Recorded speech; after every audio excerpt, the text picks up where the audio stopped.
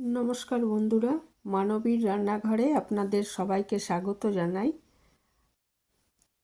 আমার আজকের রেসিপি চিংড়ি মাছ দিয়ে বাঁধাকপির ঘন্ট। অত্যন্ত সুস্বাদু হয় খেতে রেসিপিটা।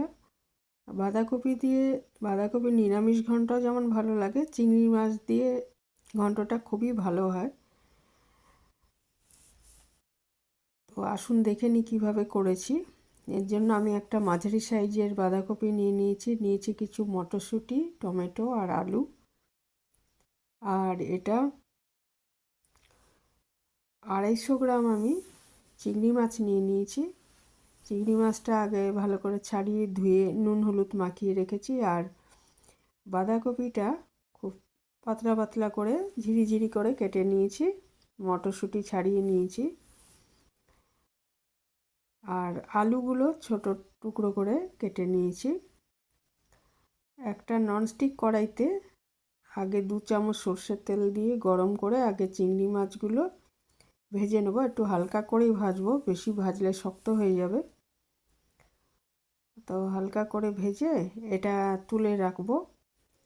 তারপরে ওই কড়াইতেই আবার 2 চামচ সর্ষের তেল দিয়ে আমি শুকনো লঙ্কা, দারচিনি, এলাচ, তেজপাতা আর অল্প একটু পাঁচফোড়ন এগুলো দিয়ে দিচ্ছি ফোড়ন হিসাবে। আর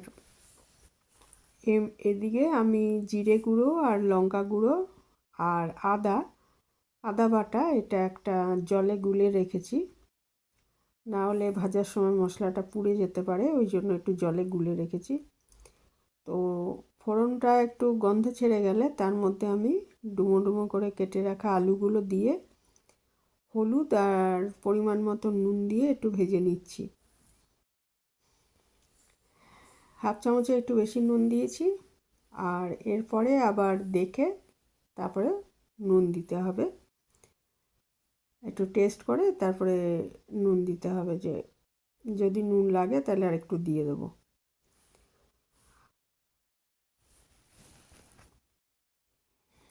আলুটা একটু ভেজে নিচ্ছি, নিয়ে ওই যে মশলাটা করে রেখেছিলাম জিরে, আদা আর লঙ্কা গুঁড়ো, এই পেস্টটা আমি দিয়ে দিলাম এর মধ্যে, দিয়ে একটু ভালো করে ভেজে নিচ্ছি। ততক্ষণ ভাজবো যতক্ষণ না এটার থেকে তেল ছেড়ে আসে, না হলে মশলার কাঁচা গন্ধ লাগবে। তারপরে এতে আমি টমেটো টুকরো করে রেখেছিলাম ছোটো ছোটো, সেটা দিয়ে দিলাম। দিয়ে এটা আরেকটু ভালো করে কষিয়ে নেব। নিয়ে ওই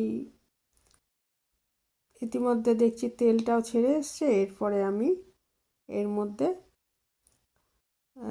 বাঁধাকপি আমি কেটে ধুয়ে রেখেছি বাঁধাকপি আর মটরশুঁটি, এটা আমি আস্তে আস্তে দিয়ে দেবো। কিছুটা দিয়েছি, দিয়ে এটাকে একটু মশলা আর আলুর সাথে মিশিয়ে তারপরে আবার কিছুটা দিয়ে দিচ্ছি।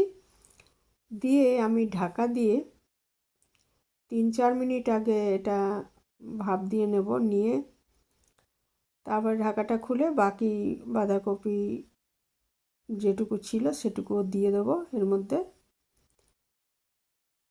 খুলে আমি বাকি যেটা ছিল আর কি, এটা ধরছিল না একবারে, সেটাও দিয়ে দিলাম। দিয়ে 5 মিনিট মতো এটা আমি ঢাকা দিয়ে আগে রান্না করে নিচ্ছি।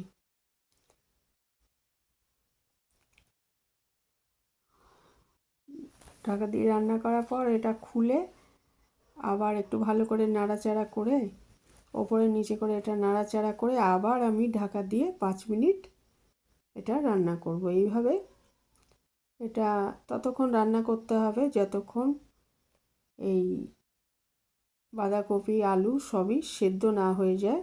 ততক্ষণ এটাকে আমি ভালো করে এই ঢাকা খুলে ওরকম 5 মিনিট পরে আবার ঢাকা খুলে এটা দেখলাম যে আরেকটু এটা নাড়াচাড়া করে দিতে হবে, অনেকটা হয়ে এসছে। দিয়ে আবার ঢাকা দিয়ে এটা রান্না করে নেব। এইভাবে আমি দুবার করার পর ভাজা চিংড়ি মাছগুলো দিয়ে দিলাম। দিয়ে এখনও কিন্তু জল আছে, হ্যাঁ সেদ্ধটাও সামান্য বাকি আছে। এই চিংড়ি মাছগুলো দিয়ে, চিংড়ি মাছগুলো তো ভেজে রেখেছিলাম, সেইটা দিয়ে আবার আমি এটা ঢাকা দিয়ে রান্না করব 4-5 মিনিট। মিনিট 5 পরে আবার এটা ঢাকাটা খুলে আমি এটা একটু দেখে নেব। এই সময় একটু জলভাব যদি থাকে তাহলে এটার মধ্যে আবার একটু দিতে হবে। যদি সব সেদ্ধ হয়ে থাকে তাও একটু জলভাব আছে, তাহলে একটু 1.5 চামচ মতো আটা দিয়ে দিতে হবে। দিয়ে এটাকে নাড়াচাড়া করে একদম শুকনো শুকনো হবে রান্নাটা। আটা মিশিয়ে দিলাম, দিয়ে এবারে এটাকে আবার নাড়াচাড়া করে আমি একদম শুকনো করে রান্নাটা, একদম শুকনো হয়ে গেলে রান্নাটা, কারণ সেদ্ধ হয়ে গেছে সব কিছু, মটরশুঁটি, আলু, বাঁধাকপি সবই সেদ্ধ হয়ে গেছে, কাজে এবারে একটু শুকনো করে নেওয়ার পালা। আর ওই আটাটা যেটা মিশিয়ে এটা ভালো করে মিশিয়ে দিয়ে সবটার মধ্যে তারপরে একটু ধনেপাতা কুচি, এটা অপশনাল, নাও দিতে পারেন। এই সময় অনেকে গরম মশলাও দেন, আমি আর গরম মশলা গুঁড়ো দিইনি, ধনেপাতা দিয়েছি, তার মধ্যে আর গরম মশলাটা ঠিক ভালো লাগবে না, ওই জন্য। এমনিতে তো আমি ফোড়নে দিয়েছিলাম দারচিনি আর এলাচ একটা। তো ধনেপাতা দিয়ে এবার এটাকে ভালো করে মিশিয়ে দিলেই ব্যাস, এটা পরিবেশনের জন্য তৈরি হয়ে যাবে। তো আপনারা কে কে বানান এইভাবে জানাতে পারেন কমেন্টে। খুবই ভালো লাগে এটা গরম ভাতের সঙ্গে। আজ এখানেই শেষ করলাম।